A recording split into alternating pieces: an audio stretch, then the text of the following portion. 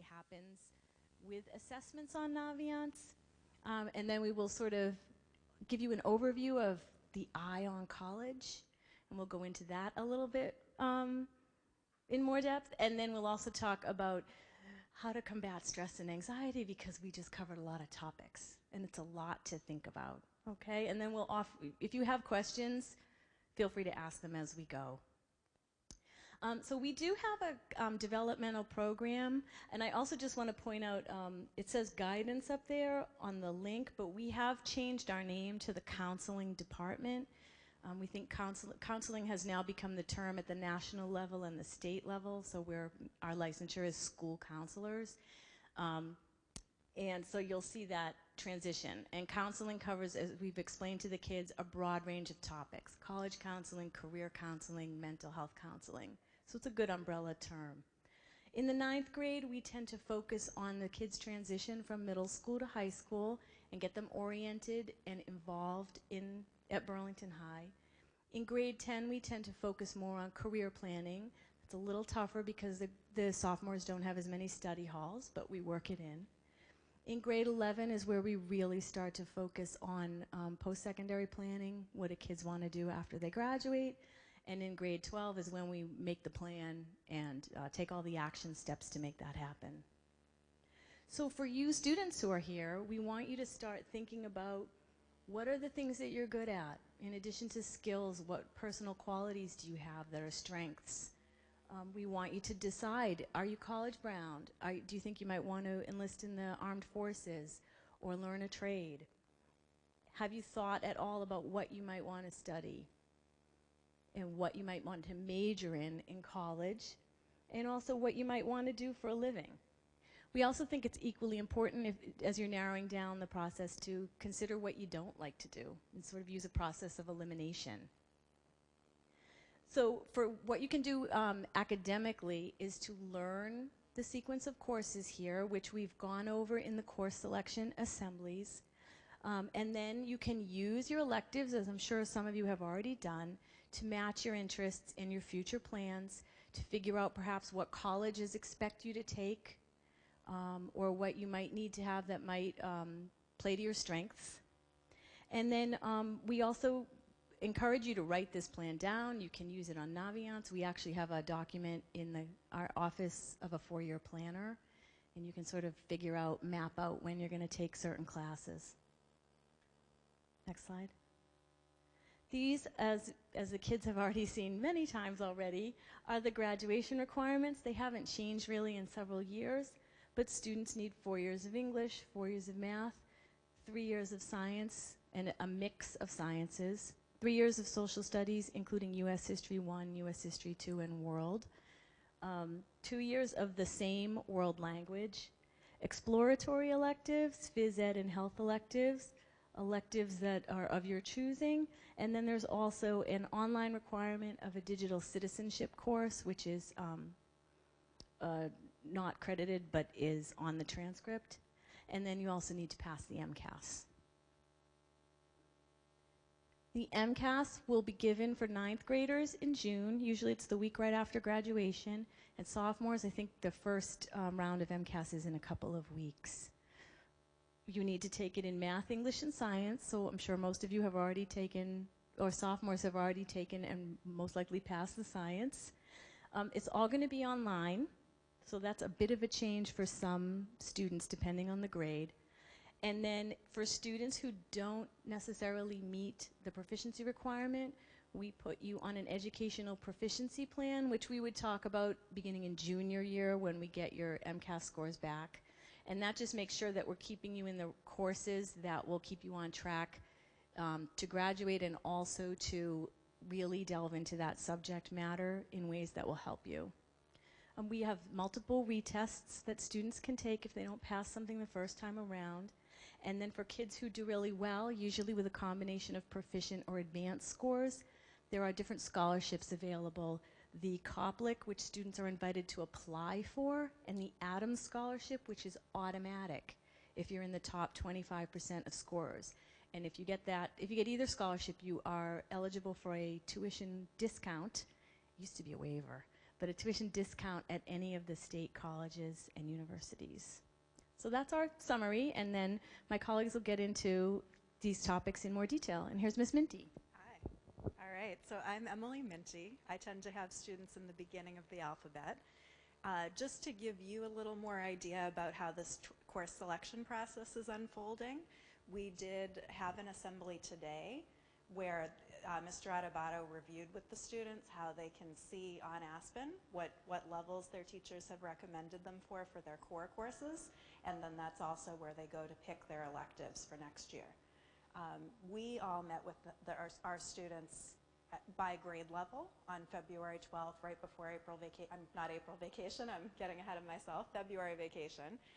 And we just reviewed things like the graduation requirements, what are new courses, what are the requirements for their grade, as well as a little preview of college requirements as well.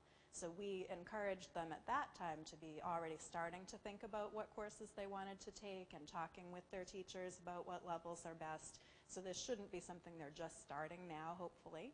But basically, as of today, Aspen has opened so that they can now log in and start making selections, but they have all through the end of next week to actually do that. And as Mr. Adebato said, it's not a race either, so somebody who does it tomorrow versus somebody who does it next Wednesday, they still have equal chance of getting their first choice elective.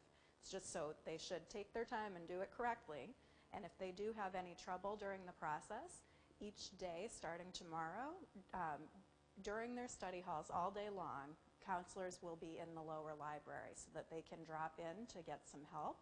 It isn't possible, unfortunately. We would love to meet with all of our students one-on-one in scheduled appointments, but it's not possible to do that in 1 week where we have higher caseloads. But instead, we can guarantee them during their study, if they come to the lower library, it could be their counselor or it could be another counselor, but any of us can help them troubleshoot or also give advice about electives.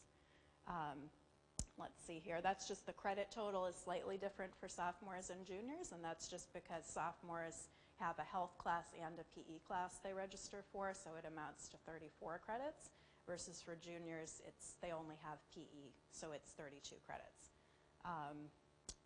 They hopefully already spoke with their teachers about appropriate courses, but those conversations can still go on.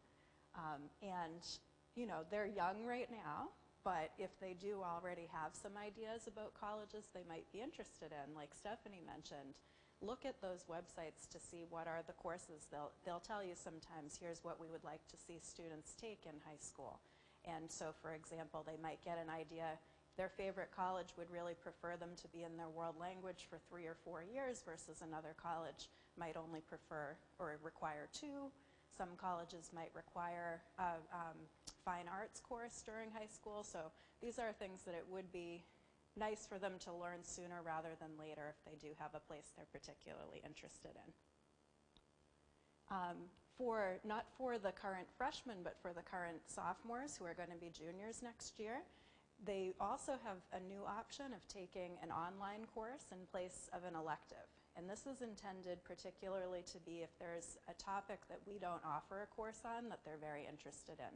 So it wouldn't be instead of just their regular English class, but it might be, let's say they want to take a course in Renaissance literature and we don't offer that. There are opportunities through the main program we use is called BHS, which stands for Virtual High School. There's also a program called Edgenuity, and there are links to both on our website, and so where you could see the course availability too. These courses don't count toward their GPA, but the grades do get listed on Naviance, not on Naviance, on their transcript.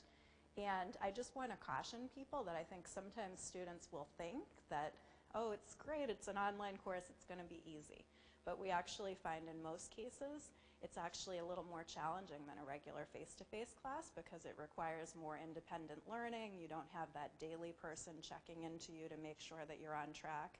And if you do struggle with the content, the professors or teacher, their instructor, they're virtual. You know, they're not someone that you can then go see face-to-face and ask for help. Instead, the student's reaching out electronically to that instructor. So usually it's for the most advanced and independent students that would do well in those courses.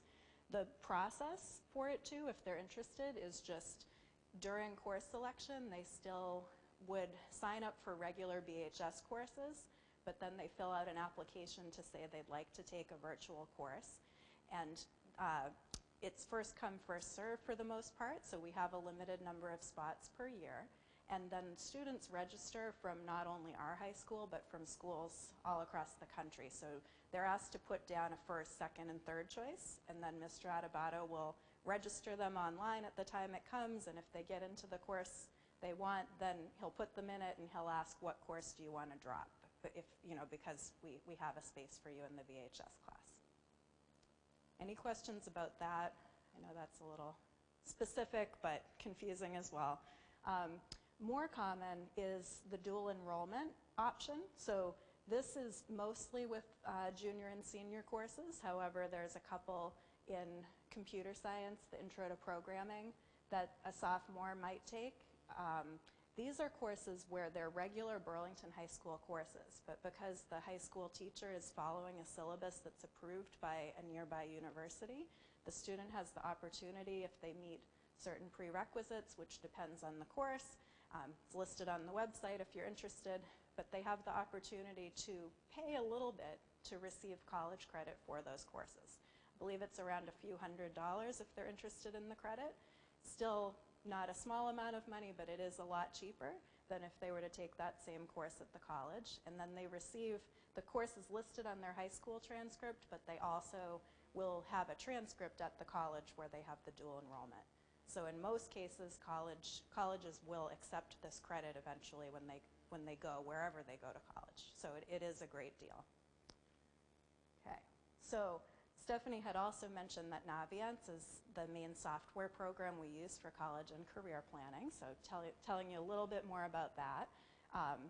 Students, why they need to use it, but also why hopefully they enjoy using it, is that there are many ways of researching careers on there. There's also several free assessments they can take, which are assessments that otherwise you would pay a lot of money if you went to a career counselor for these same assessments.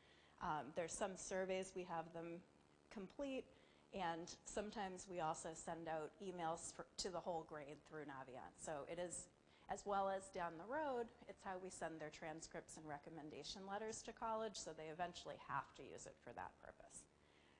For the freshman and sophomore year, though, what we most focus on the next slide, I think it goes into it, is the career exploration aspect of it. So I think Stephanie also mentioned this is a good time to get an idea about what are your strengths, what do you like and what do you not like. So the assessments on here are really all designed to help open their eyes to that. And actually that first one, MI Advantage, they took in 8th grade. They may or may not remember it at this point, but Mr. Adebato came down, they took it, it rates them on, it follows the Gardner model for multiple intelligences, so that we all have different areas where we have a stronger intelligence. So for some it might be math, for some it might be art, some it might be interpersonal skills, and then it also tells them about careers that are things they might want to consider, celebrities that they're most similar to. And then during sophomore and junior year, we encourage them to also try the Career Interest Profiler and do what you are. So Career Interest Profiler follows the Holland Strong model, which is if you were to go to a career counselor, every job is kind of categorized in this way that is according to this quiz. But again, it tells them what are their strongest areas. Is it social? Is it investigative? And then it suggests, again, careers that are especially good matches. We want to make sure we emphasize to our students, these quizzes are not telling them that here's what you have to do, or you can't do this because it didn't come up on your list. It's meant to really just encourage them to look into those things that, because they're especially good fits, might come more naturally to them. Other things, they can still do it, but you might have to work harder or compensate, a little more personal time because you're going to find it a little more stressful, for example.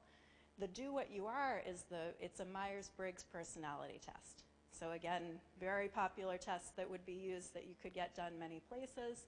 And it does also suggest careers, but it also has a really nice, thorough write-up about many other areas, like your negotiating style based on your personality type, or what are aspects of a college environment that would be best for you based on your personality type.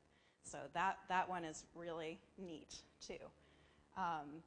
And then in addition, at any time, even if they weren't doing those quizzes and looking directly from the results, you can just look up a variety of careers on Naviance, and all kinds of information is there about them, including what are the most important skills for different careers, what are the average salaries, what are related college majors, and then there's also lists of what colleges have those majors. And you can look it up by a specific career or also a whole career area. All right, and that's the website. The easiest way, though, that I always recommend to get to it is, again, just directly through the link on our website. That's the quickest way to get right in. Yes?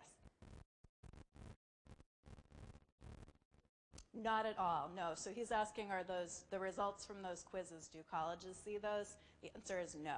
Nope, just us, just the student, and then if you as a parent would like an account as well, you can access them too. And they're saved, that we can reset them if the students want to take them again.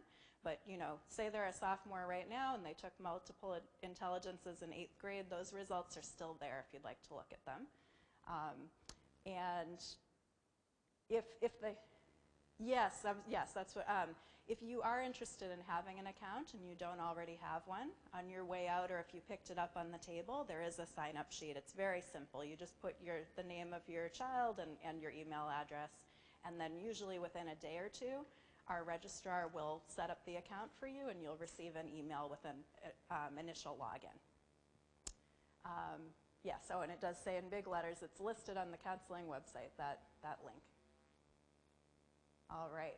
So the other thing to think about, in addition to just classes, is enrichment opportunities. And at this age particularly, I think it's an important part of the process of figuring out what you most enjoy and what are your strengths, and helping narrow down what direction you're going in.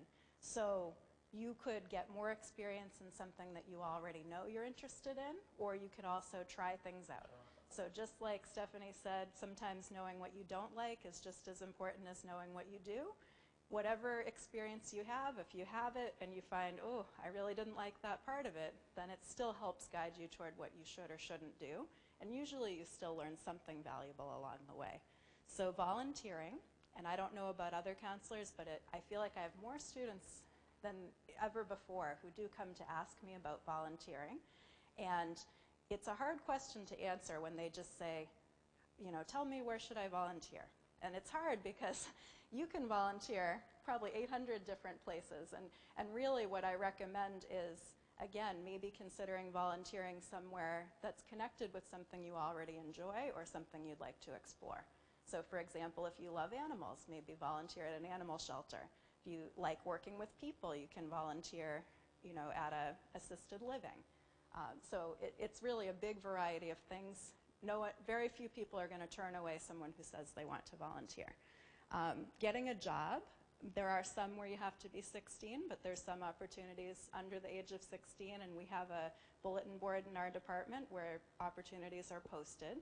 I would just encourage to keep that in balance and not work so many hours that now it cuts back on the ability to succeed in your classes as well. There is a job shadow day. To be honest with you, I forget the exact month that is, but it's in the fall, right? No? Oh, February, wow. Yeah, so it recently happened, and it's sad that I forget that already. But it will be next year, again, where it's an opportunity built into our calendar, specifically where they could take a day for juniors and seniors. Okay, so for your current freshmen, coming attraction, but for current sophomores, something they could do next year. Something they could always do throughout the year too, and just have a day off, but this is a particular day where they're encouraged to do that. We do have a list of enrichment opportunities on the Naviance as well, so it's not every opportunity out there, but there are links with contact information and descriptions about some of the local opportunities. Enrichment opportunities? Well, so it could be some of the volunteer opportunities, for example, including around here, very popular is volunteering at some of the local hospitals. Sometimes it's also summer programs at colleges where you're taking academic courses. Some are music related. You know, it's a wide variety of opportunities. What would you like me to say? Okay.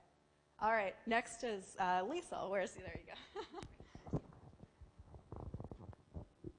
Hi, I'm Lisa Smith. Nice to meet you. I am not the first part of the alphabet. I'm the next chunk of the alphabet. So college basics. We're going to switch gears a little bit and talk about what colleges are looking for and the things that you need to be aware of as you're going into the college search. So how do you get information about colleges? You can visit, at this point in your child's future, at this point in high school, you could research colleges informally. It doesn't have to be a formal thing where you go on the college website, you sign up for a tour. It doesn't have to be that formalized. It could be something like checking out the theater program at Merrimack. Or I have a high school senior and we just got back from Admitted Students Day at North Carolina State, NC State. Go Wolfpack. And we just saw them, unfortunately we didn't get to see them beat Duke, but we did get to see them play Florida State, and it was exciting because you get a feel for the student environment. Same thing with even just checking out the college environment. You check out something, you're on vacation, you see a sign, oh, UConn's nearby. Let's just take a drive by. Because at this point, as 9th and 10th graders, you're trying to get a sense for, do I like larger, do I like smaller, do I like spread out, do I like that campus quad where everything kind of revolves around the campus center?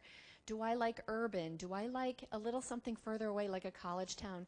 Now is just kind of a non-pressurized time to check those kinds of things out. So there's a lot of ways to check out things formally on a tour and get a real chance to look at their nursing department or engineering department, or informally.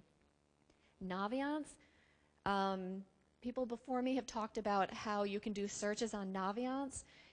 You can do advanced college search or different college searches where you can plug in some of your criteria of what you're looking for, or just say, show me engineering schools in Massachusetts.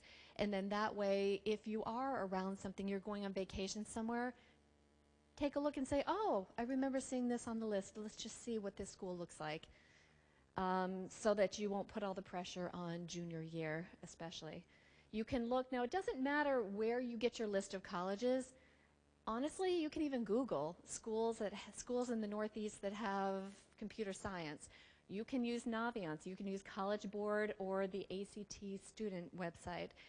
You're going to get your list of colleges in lots of different places. Naviance is handy because then you can get a sense for the kind, it's all set up in the same way, each college profile is set up in the same way, so you can get a sense for Burlington students what the average GPA is to get into that college. Other things you can do are online. Let's be honest, before we went to North Carolina, all my son could do was do a virtual tour of some of the schools he was looking at.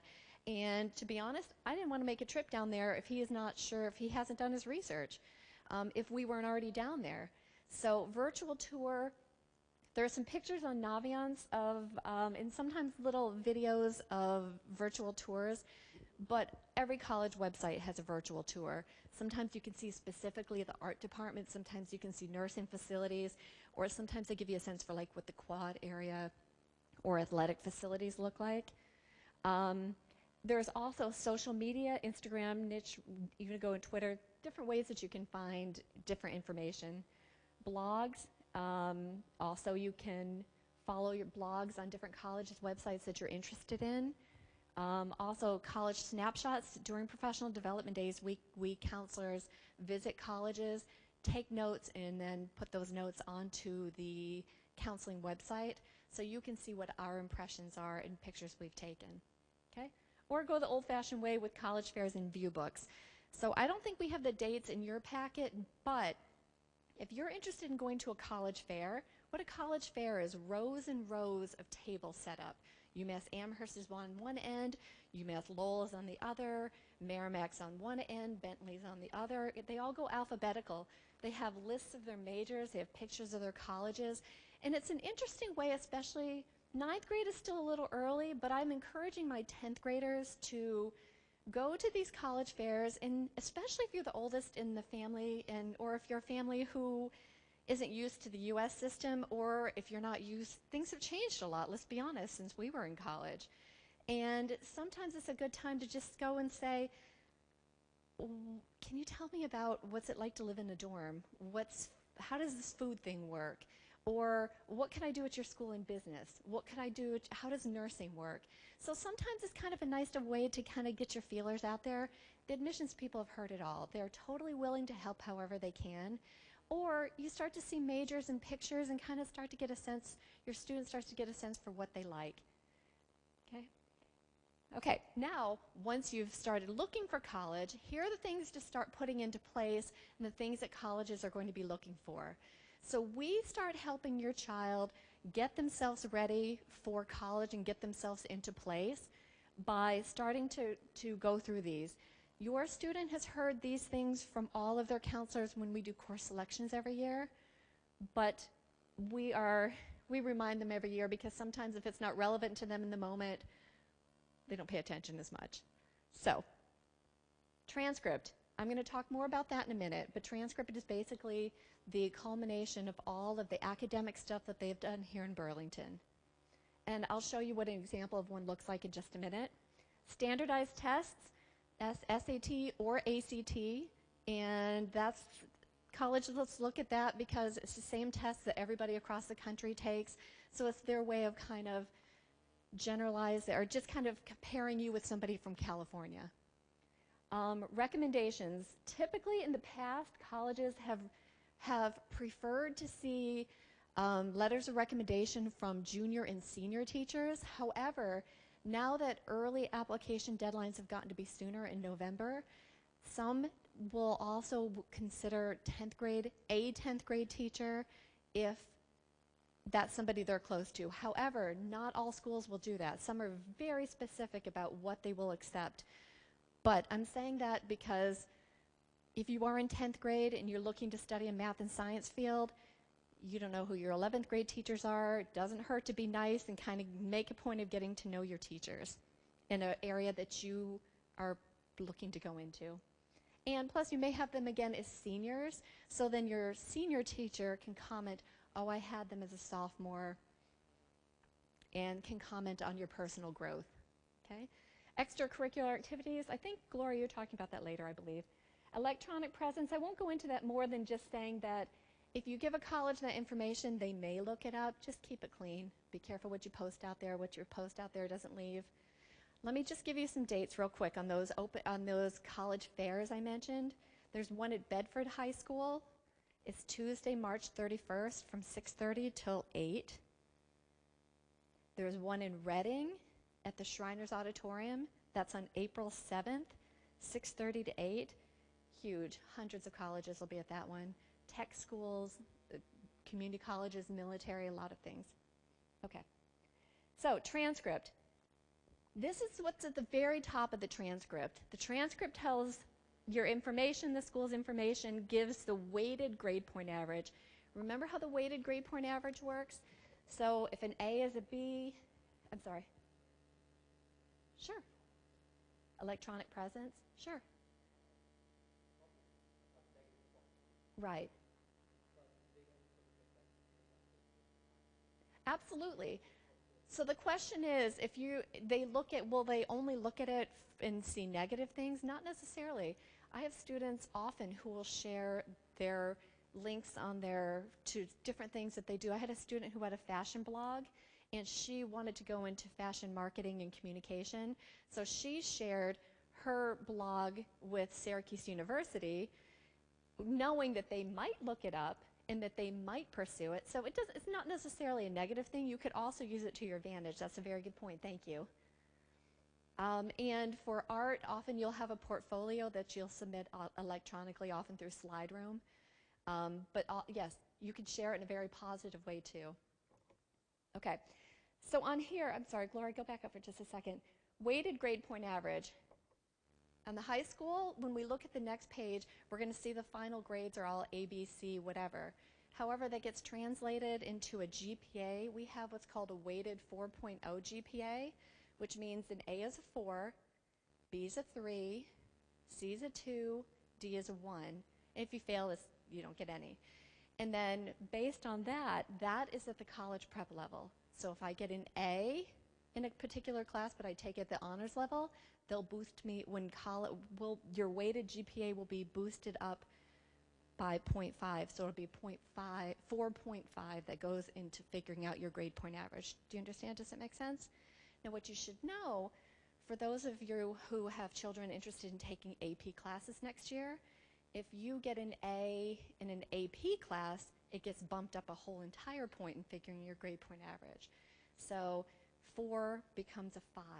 Same now when colleges, this doesn't happen on our end in our figuring up the weighted grade point average, but when colleges like state colleges, UMass Amherst, UMass Lowell, when they go to figure out, they refigure the grade point average, and they will treat dual enrollment classes like that honors psychology, the honors anatomy and physiology. They'll treat it like a college class or an AP class and bump it up a full point also.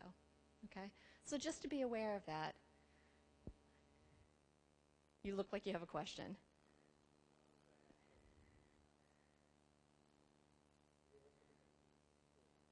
No.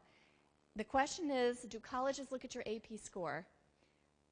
They will only look at your AP score if you share it with them. Otherwise, they will not look at that. So whether or not all colleges will see is that you took the AP class. If you want credit for it, if you want to report that because you're proud of your whatever grade it is, yes, you could report that. Otherwise, they won't get it. That's up to you. Yes, thank you. So when colleges, I'll talk about it on this one. So go ahead. Nope, this is good. So you can see each block is a different grade. It tells all the classes you took. It shows you the level that the class was taken at. And notice, it only has the final grade. So what does that mean? That means that if you are not doing well in math, get help and pull it together by the end of the year. So we continuously tell students, this is your final grade. This is what goes into your grade point average. They're not going to see the struggles you had along the way. They're going to see your final grade. Maybe you messed up one term. Maybe you got sick. Maybe you just didn't get your homework done, but you got your act together and pulled it up. Good for you. Now notice, colleges are going to look at this and they're going to see, if I say that I'm interested in going into a particular field, this is one way to evidence what your interest is. If I'm interested in engineering, well, it would be helpful for me to have classes that colleges will see that I'm prepared for the kind of curriculum that I'm going to be taking in college. Now, let me make a point. We have students who can be very, very competitive with each other at times. You have to know what's right for you. Yes, colleges like to see that you challenge yourself. However, if you're challenging yourself to the point that you're getting to bed at 3:30 in the morning, you don't have a balance and you're spreading yourself so thin, and that's just not healthy for you. You need to be at a point where you need to find where that balance is for yourself in terms of mental health, but also preserving your GPA. It's not worth it to take all AP classes just because you know how it could boost your GPA. If you're going to be getting C's and lower grades that are going to pull it all down, it's not worth it. But you need to keep your eye on find that balance so you can preserve your GPA. Colleges will also look at trends. I've had many high schoolers, many seniors over the years who just didn't get their act together in 9th and 10th grade. But colleges want to see that by the time that you get to their college, you're ready for them. You're ready for college classes. So yes, you may have fooled around 9th grade, didn't quite have your act together. 10th grade, you need to start opening your eyes. But 11th grade, they want to see an upward trend. So if you didn't have it together, then you need to find a way of finding a balance in your classes and finding a way to get your GPA up and show that you're in the upward trend and you're ready for college. It's not worth it if you tell them, oh, I'm ready, I want to go to your school, I'm taking AP classes and I'm getting C's and struggling across the board. You're almost better off taking honors classes and getting your A's and B's, because you don't, because then they think maybe you'll be ready. You're not showing them I'm taking all these AP classes but I'm not doing well. Maybe you're showing them you're not ready for college in quite the same way. Yes. I'm sure other people have the same questions, so.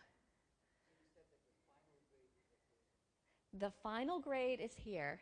Quarters count twice, midterm and finals count once. Yes. Your final grade point average for the year, your final grade average for the year for each particular class. Oh, no, it's not the final test. It's not the final exam. Any questions about this? Okay. Yep. And that's just a key. That's the bottom of the transcript. Another thing we send to colleges is a school profile. I'll just briefly mention this. It's just for for colleges around here, they know Burlington. They know the reputation. They have records of the students who've been successful. For colleges who don't know Burlington as well, it's a little description of what the community's like, how many people live here, what we value, what classes we offer, what we require for graduation, how we talk about things like, oh, you can't take more than one AP class sophomore year. We talk about things like that. Contact information, and just kind of give them a sense for our big test scores, our big college test scores, what are the averages. Okay. And this is one thing that we've used in the past. We're debating whether to continue using it, but it just kind of puts perspective on what different grade point averages are. Okay? So, Gloria, I think you're next. Oh, no, I'm sorry. Am I doing this next? Oh, okay. Okay. No, this is still you. Okay. That's okay. You get to listen to me a little longer. Okay. When you were figuring out your classes, let me just say that for most Massachusetts state colleges, state colleges, here's what they are looking at a minimum for you to accept you into their college for the state schools.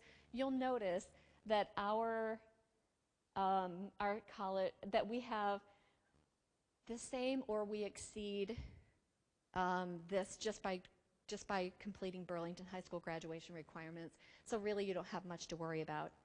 You don't have anything to worry about in that sense. Looking at more competitive colleges, when you look more at Tufts, when you look at BC, when you look at all these schools that are harder to get into, or programs that are harder to get into, even at UMass Amherst, it could be their business program or their nursing program or UMass Lowell's nursing program. When you start looking at the more competitive schools or competitive programs, they're going to be looking for a higher level of math to go through. They're going to, depending on what your major is, they may want to see all three of the major sciences, depending on what major you're looking at. Tufts, for example, likes to see 3 to 4 years of the same world language. They like to see that you're challenging yourself with dual enrollment classes, AP classes. They like to see if to get into these more competitive colleges, they want you to evidence that you've taken advantage of the most you could at your high school. Okay? Are you next, Joe? No. Now you're getting rid of me. Thank you. Good evening, everyone. Just continuing on with college basics. I know we've all heard of or are familiar with standardized testing. So it is a reality in the school system, and we do try to prepare our students for standardized tests. And in the fall of every year, Burlington High School offers the PSAT. It's a pre-SAT exam, and the PSAT it's free for sophomores. So we test all sophomores. They all take the PSAT, and we do it for a couple of reasons. At the very least, it's a practice test. We want students to at least have the experience of a standardized test so they know what to expect, and to prepare them when they have to sit for the SAT which we usually advise to do that in junior year, which we'll talk about the timelines on the next slide. Nope, stay on that one, Gloria. So again, and then juniors will also participate in the PSAT. They, unfortunately, they have to pay, but it's still, at that point, it's not mandatory, but we do still encourage juniors to take the PSAT. Other reasons for the PSAT, we do look at that information when we advise students, looking at different colleges. There's about 900 colleges, over 900 colleges now that don't require standardized testing. A little bit of a trend.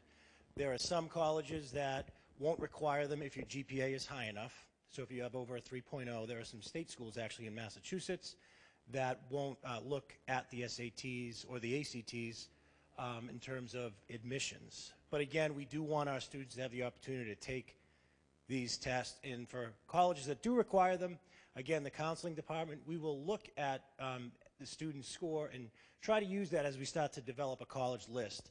We want to make sure students are falling, their scores are falling within the average range of a particular college or university. The other test, back again, the SAT subject tests. So I think everybody's familiar with SATs or ACTs. Those are standardized exams. Again, you'll see the length of each test in a couple of slides. They're over 3 hours each. It's not a fun day, I'm not going to lie. I think it is demanding and taxing. But again, that's why we are offering the PSATs. But the SAT subject tests, so those are 1 hour tests. And students can take up to 3 in one day. And the subject tests are offered in a variety of areas, biology, chemistry, physics, math. It used to be required for several colleges, in Massachusetts specifically, but all around the country. And I think with changes to the SAT, very few colleges are requiring the SAT subject test now. So we find that, students will take them, to showcase their ability in a certain subject area. They may have an interest in a specific major at a college, and so that major, again, may ask the student to take a subject test in that specific area. And then it could lead to, in the state of Massachusetts, if a student scores high enough on their MCAS and the subject tests, they could get a tuition waiver at the Mass Public Colleges and Universities. That's called a Koplik Award. So we do have students taking the SAT subjects to try to receive a scholarship through the state of Massachusetts. Now we can go. So as we move into that junior year, we have more standardized tests to offer. Again, I think what happens sometimes is when students take the PSAT as a sophomore, they don't think they necessarily need to take it again as a junior. But we feel that a student should take it again as a junior, because now as a junior, depending on your score, you can actually qualify for National Merit Scholarship. Again, it's a very challenging scholarship to get, but as a junior, you're automatically in the applicant pool to potentially qualify. And again, it's good to practice again. And I would say the past 6-7 years now, we've been offering a pre-ACT. So SAT, I think, in this part of the country is very popular. Lots of students have heard of it, parents have heard of it. I'm sure several parents here have taken it. But the ACT is also a standardized test accepted by colleges and universities that is gaining in popularity. And we do find we probably have right now, probably about a third of our students, a third of the senior class will participate in ACTs. And we think it's important to offer pre-ACT as well. So it really turns out to be valuable in the process, because if a student takes both, now the counseling department can help advise that student as to which direction they should go. Should they take the SAT or the ACT? And we can look at the pre-scores, because the pre-ACT and the PSAT, that information isn't released to colleges. That stays right here with the student, with the counselor, with the parents. And so we want to have that discussion as to how a student's done. I've had students over the years that really did a great job with the pre-ACT and not so much with the PSAT. And I had a student, she just took ACT the end of her junior year and one time in her senior year, because there was such a differential and she felt more comfortable with the ACT. So again, I think it's good to give yourself the opportunity to take both. And then SATs and ACTs, again, they're two tests, and they're offered. You can see the dates there. Subject tests as well. You can't take the subject tests. SAT and SAT subject tests are offered on the same day. So you can't take both on the same day. You'd have to choose. Again, SAT subject tests are only 1-hour tests. You could take up to 3 subject tests in one day. But again, you can't take the subject test and the SAT, so you have to choose. And then SAT and ACT, because they probably both want to make a lot of money, they don't offer the test on the same day. So ACT and SAT would never be on the same day. And then students participating in our AP program, AP exams are offered in May, and those are not on a Saturday. It's actually during the week. And then senior year, most juniors will take the SAT or the ACT at least once in the spring, and then in senior year in the fall. Very rarely, it does happen, a student may only take it in the spring of junior year, depending on how a student scores. But really, we think 2 is probably the number to shoot for.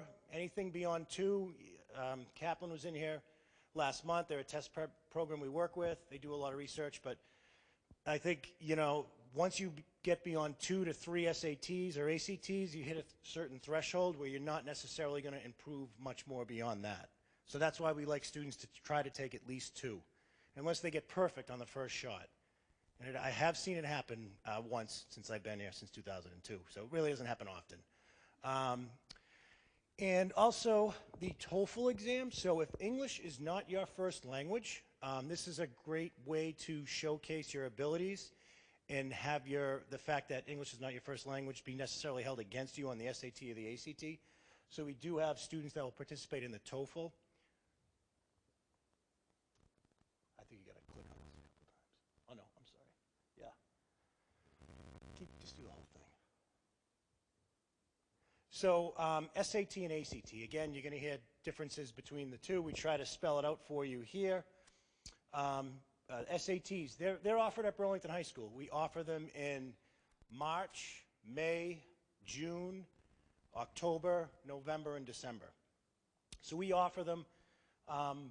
They are also offered late August. That just actually started last year. They added an August SAT. ACT, it's not offered at Burlington High School, but it is offered nearby. I think Woburn, Belmont offer it, and maybe a couple other local high schools. So students do have the ability to take it. And the SAT seems to have more of a focus on history and social science passages. And the ACT, again, you'll see the breakdown in sections, but the ACT has a science section. SAT has a no calculator section.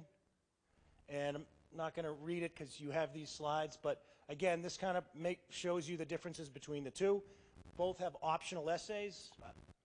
I think it's important to take the essay at least once, but again, I think through the college process, the colleges you identify would spell out whether or not an essay is required, but I think to give yourself options, I think it is important to take one SAT or ACT with the essay. And this actually gives you the pacing. So how long should you take on each question? So you can see they clearly have it down to a science.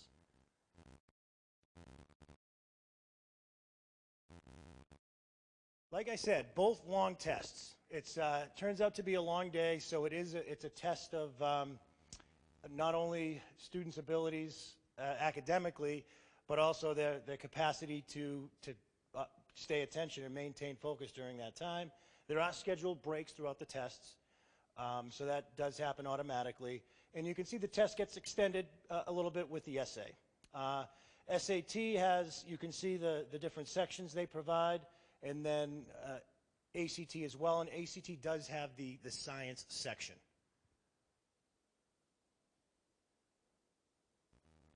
The only thing I wanted to mention, if you could go back one, scoring. The way the scoring is delivered is with SAT. Students will get a critical reading English score and then a math score. So 2 sections, and then there's an essay, and that's scored in a different way. But the actual math and English section is the most you can get in each section would be an 800. So it's between 2 and 800 would be the score range on the SAT. They did switch for a little while. They had a 2400 scale for about, I don't know, 10 years maybe? Yeah, it seemed like it. They went right back to the 1600 scale. I think that's what people are familiar with. And so they went back to that. And then ACT is, you can get a maximum of, is it 36? So it's a 36, and they do have, you get a composite, overall composite, and then you get a test range with each subject area. So that's how the scores are reported. Freshman and sophomore, this could be an impact. We're not sure. I haven't looked recently, but there was talk of students being able to take sections of the SAT or the ACT. So if you just wanted to go in and take the math section, you could take the math and then leave. It's not like that now. You have to stay the whole time. So there is some talk of that potentially happening, which I think could be a good thing. You know, I don't know if it could be more costly, but student doesn't have to sit for the whole time, especially if they scored well, you know, the first time on, say, the English and not the math, and they just want to take the math. So keep your eyes out for that. We're watching it, and it could potentially impact if there are any freshmen or sophomore parents or students here. Yes?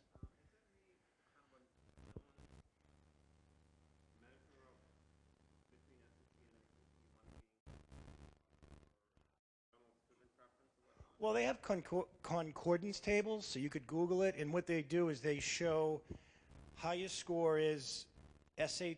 They'll try to relate the two. And I like to look at the percentages when a student takes the pre-ACT and the pre-SAT.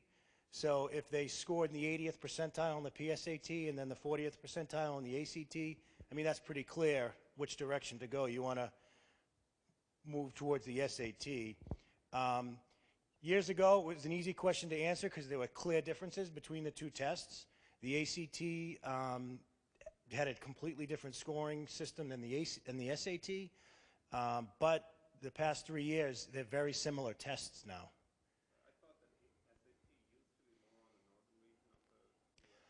Well, geographically, that's true. So this part of the country, New England specifically, is very SAT friendly. If you go down south or out west, I think you'll see more students participating in ACT. And I think that's still the truth to some extent. But I think ACT is really, in this area, I think nationally they've actually taken over. But in this area, it's still ACT strong. But there is a growing population. Like I said, in Burlington, we probably have, when I started here, it was probably, you know, maybe 15 or 20 students, but now it's more like 60, 70, or 80 students taking it. So it's increased quite a bit over the years.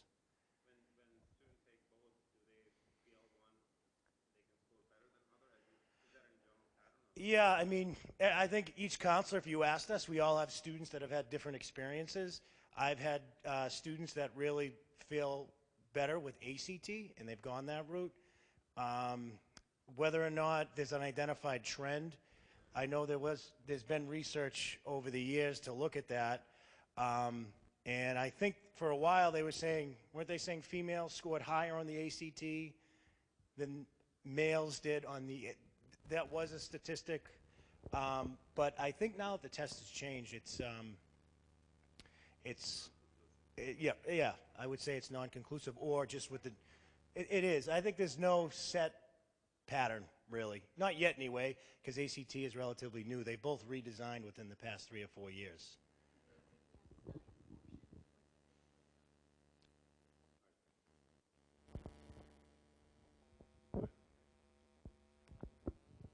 My turn now that we completely overwhelmed you with all these things. So this is a lot of information for one evening for everybody, but please know all this is on our guidance website. Hopefully you've checked out the new counseling website. Hopefully you've checked out the new Burlington Public Schools website, and all the links are on there, so you can refer to them. So I'm going to talk a little bit about extracurricular activities. So hopefully your freshmen and sophomores have been able to explore some activities here.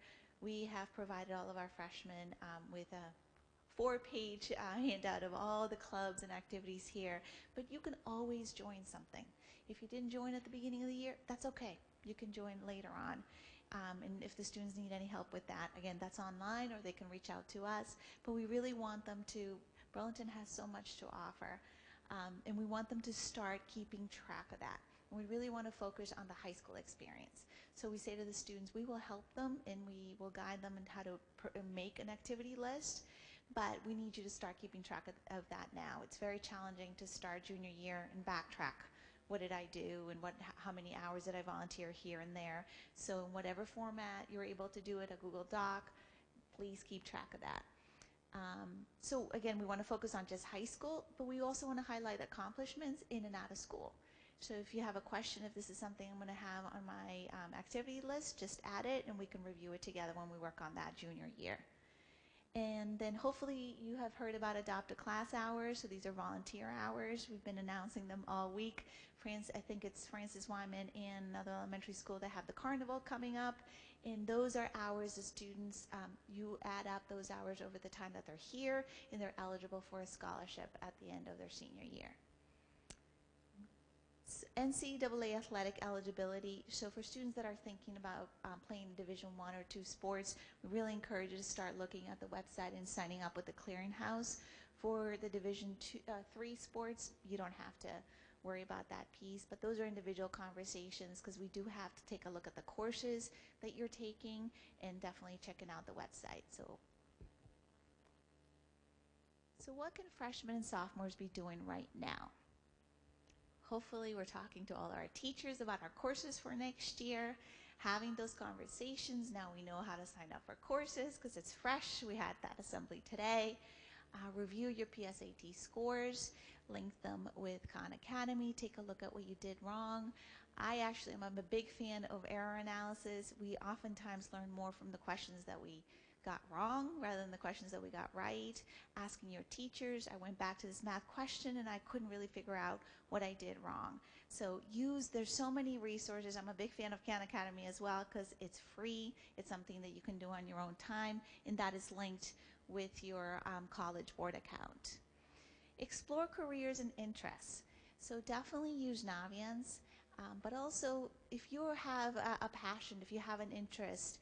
So we know a lot of times kids say, I know I'm not a math and science person, but I think I'm sort of interested in counseling or law. So talk to the folks that are in those fields. Job shadow, ask family members, friends, and see if you have an opportunity to go to work with them. Or, I have students that, I had a couple years ago, a student that was really interested in politics, and he volunteered in Boston giving tours at the State House.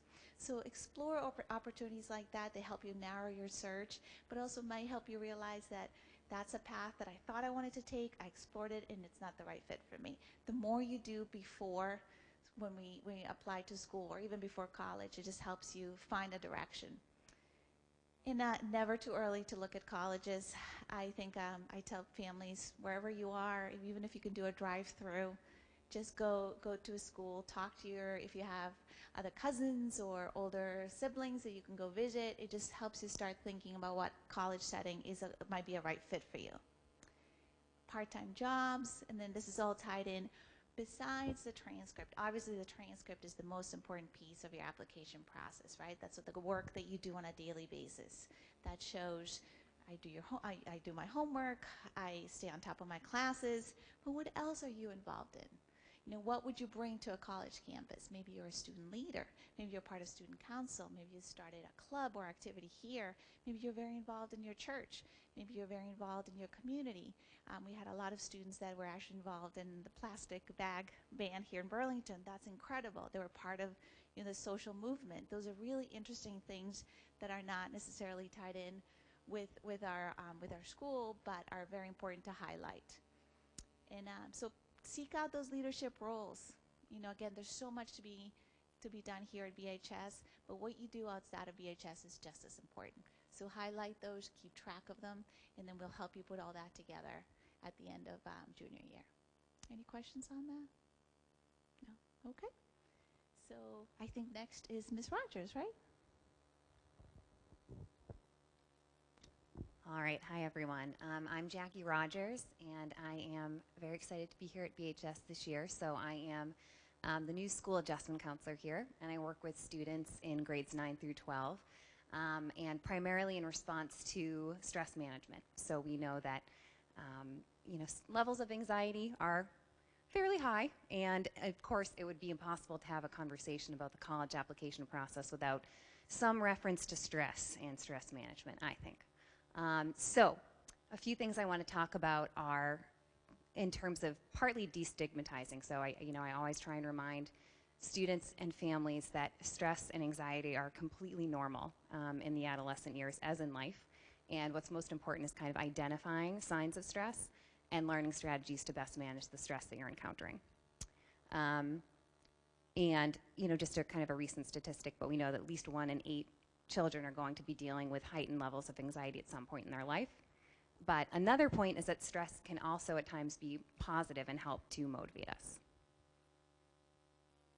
And to that point, something I discuss with students at times is what's called the Yerkes-Dodson law. So this talks about how when we're not feeling any stress, when we're not feeling any arousal, perhaps we're watching a Netflix show, we're relaxing for the evening, we're getting ready for sleep, we're going to be at a lower level of performance. So we're not going to be at our optimal performance level. On the other side of the spectrum, if we're completely overwhelmed, we have a million tests going on, we're trying to juggle the college application process and our regular courses, that's when we see a lot of kind of the shutdown, where it feels impossible to get started, where we might begin procrastinating and putting off work as a way of managing our anxiety that's a little more maladaptive. But that's kind of what I describe as the shutdown, where you're just completely overwhelmed and unable to really act because you're so stressed. But in the middle is the good news, which is the optimal arousal area, the optimal kind of performance. So I think the stage behind me is helpful. I kind of describe this to students as you're feeling a lot of nerves and stage fright before getting on the stage prior to a performance, or you have a track meet coming up and it helps you to sprint and outrun everyone around you. So there are times when we're able to harness that stress and use it very positively. And I also try and remind everyone that stress is needed to survive. Yeah. All right, stress reduction strategies. So there are so many, and I think what's most important is trying a few and finding what's right for you. So for some people, exercise is a really protective factor. Endorphins, very helpful. It could be writing, taking a walk, practicing relaxation strategies. There's some great apps out there that are free, like calm.com, for students who might be interested in trying more mindfulness on their own, or meditation. Obviously, healthy eating goes a long way too. Decreasing negative self-talk. So we are wired biologically to think more negatively. I talk about the negativity bias with students at times of, in order to survive and outrun threats, we're kind of programmed to think more negatively, but we can retrain our brains to think more positively and identify protective factors that are going to help us manage our stress. The idea of learning to feel good about a good enough job, the idea that completing something is better than having it be perfect, because sometimes trying to perfect an assignment is going to stop us from ever actually starting it or getting it done. So I try to remind folks of that as well. Beyond that, building a network of friends doesn't have to be a huge friend group. If you have 1 or 2 peers that you feel you can confide in, that goes a long way for teenagers and adults. And beyond that, we have a lot of support staff here, as you guys can see, which I'll get into a little bit more, myself included. All right, some tips for parents. So listen carefully as much as possible to your children. I'm sure you folks are well versed in doing this. I know that as a counselor, something I've had to work on myself is not always jumping to problem solving, which is really tempting and a natural tendency, but sometimes, and again, this is true for adults, we all just need to be heard. So as much as you can kind of listen and reflect what your child is sharing with you, that can really go a long way. Learning and modeling stress management skills. So when I'm meeting with students, for example, I'll often be using some of the sensory tools that I have, like putty or making origami, doing mindful coloring with students to show that that's actually helpful for me as well. And then it's not something you are just going to do if you're struggling, but something that's going to lower your stress levels all the time. So you can even use some of these strategies when you're feeling in a good, relaxed space because it's setting a habit. Involvement in sports, theater, music, any pro-social activities, extremely helpful as well. When school's feeling challenging, sometimes that's a helpful reason for students to get out of bed in the morning, is because they're looking forward to their sport or their after-school activity. And supporting teens in learning new tasks, but not doing things for them. I know this one can be challenging as well. I have caught myself doing this, trying to overhelp at times, but really just kind of helping be an advocate for your children as much as possible. I will sit next to students and have them craft an email to a teacher, or in terms of setting up extra help, and then I might proofread it, or I might talk about ideas with them, but have them write it and send it and go seek out that appointment on their own. So sometimes we just need some help getting started. And just kind of another piece here is, who are the available supports? And we have a picture of the lovely Scooter. I'm sure students are familiar with him, our therapy dog. He helps reduce my anxiety at times. Came right over to me on my first day. He could sense that I was feeling a little out of place being new. So we have individual counselors. So we have the awesome school counselors here who have spoken today. Myself as a school adjustment counselor, and we also have 3 additional clinicians. So kind of listed at the bottom here, our school social worker, Ms. Christine Concesian, myself, and then our 2 school psychologists, Mrs. Riedel and Ms. Berkeley. And beyond that, we work very closely with a number of agencies. So primarily Burlington Youth and Family Services, advocates. We also have contracted with Leahy and Arbor Counseling, and they provide both appointments during the school day for students as well as after-school appointments, and I can help assist families with that. And I think it is my turn to turn this over to Mr. Adubato, so thank you. So just, I think we're finishing up now, a couple slides to go. Some upcoming events. We have a parent breakfast on April 29th. We do not have a topic yet. So for those parents that are here, at the end we have an evaluation form. Feel free to jot anything. If you have an idea for a breakfast topic, I think last year we ended up canceling our April breakfast because we had other things going on at the school at the time. But the past couple of years, April, for whatever reason, we try to choose different topics, throughout the course of the school year. If you have any ideas or thoughts, please jot them down on the evaluation form, and maybe we can potentially offer a breakfast in that area. We will have a financial aid night. It's June 11th, and we'll have a representative come speak to parents about the financial aid process that's available to parents, for any parent really, but specifically geared for high school. And then, just talking about next year already, we'll have a junior college planning night. We had that a couple of weeks ago. That was very well attended. We probably had 80 or 90 junior parents here, and we really do feel freshman, sophomore year there's different things going on than junior year. So the junior year, we really felt as a department we really needed to have a focus night for juniors. So again, I would encourage you to attend that event next year. And I think we're done. All right, so before we open it up for questions, we have 2 documents that we would ask you to fill out for us. One is an evaluation form. We are always trying to improve ourselves, so please feel free to give us any advice, and you can compliment us too. That wouldn't be bad either. And then you heard a lot about Naviance. That's the software program that we use for college search and also career and interest inventories. If you as a parent want an account, we would ask you to fill out that form as well. We really don't, I don't know if it was mentioned, but we really prefer parents and students to have separate accounts because we track our data. We'd like to know how often our students and parents are using the program because we do pay for it. And so we would encourage parent and student to have separate accounts. You have the same information, access to the same information.